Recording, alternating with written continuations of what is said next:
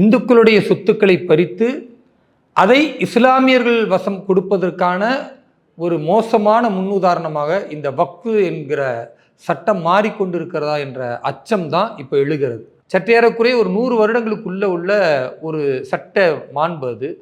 ஆனால் 1200 ஆண்டுகளுக்கு முன்னால் இருக்கக்கூடிய திருக்கோவில் எப்படி வக்ஃபுனுடைய சொத்தாக மாறி போயிடும் அப்படின்றத அங்கு பேசிய அடுத்த நாள் தமிழ்நாட்டில் இருக்கிற திருச்சி மாவட்ட ஆட்சியர் சொல்கிறாரு, இல்லை அது வக்ஃபு ப்ராப்பர்ட்டி கிடையாது, அது தாராளமாக பத்திரப்பதிவு செய்யலாம், அது யார் பெயரில் இருக்கிறதோ சொத்து சிட்டா அடங்கல் பட்டா இதெல்லாம் யார் பெயரில் இருக்கோ அது அவருக்குரியது தான் அப்படின்னு. இதை தானங்க பாஜக அமெண்ட்மெண்ட்னு கொண்டு வந்துச்சு. அதை அன்றைக்கு காங்கிரஸ் எதிர்த்தது, கனிமொழி அவர்கள் எதிர்த்தார்கள், திமுகவுடைய ஒட்டுமொத்த எம்பி, இந்த முஸ்லீம் லீக்கு, திருமாவளவன் உள்ளிட்டோர் எதிர்த்தாங்க.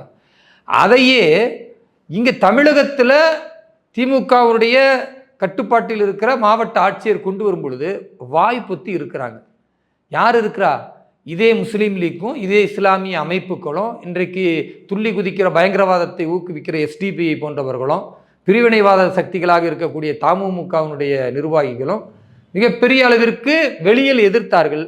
தமிழ்நாட்டில் மாவட்ட ஆட்சியர் சொன்ன பிறகு எல்லா நவதுவாரங்களையும் மூடி அமைதியாக இருக்கிற நிலைமையை பார்க்குறோம்.